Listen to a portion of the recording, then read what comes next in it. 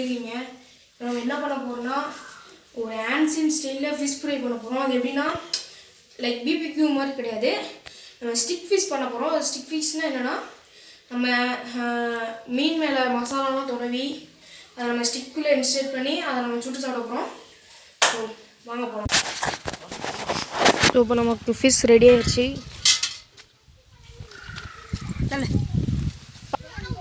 Okay, அப்பா ஃபிஷ்க்கு stick ready பண்ணிருக்காரு. நம்ம போகலாம். ஸோ நம்ம ட்ரைபேட் மைக்லாம் எதுவுமே யூஸ் பண்ணல. ஸோ டக்குன்னு எடுக்கணும்னு தோணுச்சு, அதனால தான் நான் எடுத்துகிட்டு இருக்கேன். என் கூட இருக்கான்னு பார்த்தா பாப்பா சாதனா என் கூட இருக்கு. ஸோ இன்றைக்கி அது எப்படி வருதுன்னு தெரில, ஏன்னா எனக்கு இது first time fish fry. So எப்படி இருக்குன்னு பார்த்து ஸ்டிக் இதில் நம்ம ஃபிஷ் இன்செட் பண்ணி தேங்காய் சுடுற மாதிரி நம்ம சொல்லுவோம். ஓகே வாங்க போகலாம். ஸோ குச்சியில் 2 மீன் ஃபிக்ஸ் பண்ணியாச்சு. இப்போ வெங்காயம் மட்டும் உள்ளே ஃபிக்ஸ் பண்ணிட்டு ஃப்ரை பண்ணி சாப்பிடலாம். வாங்க போகலாம். பாய்.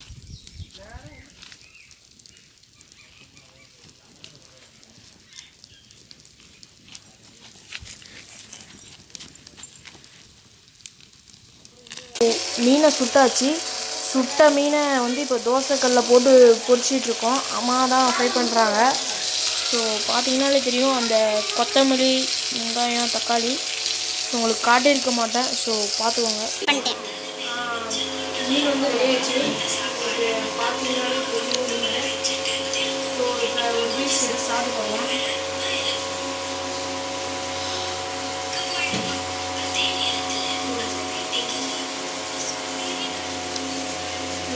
போட்ட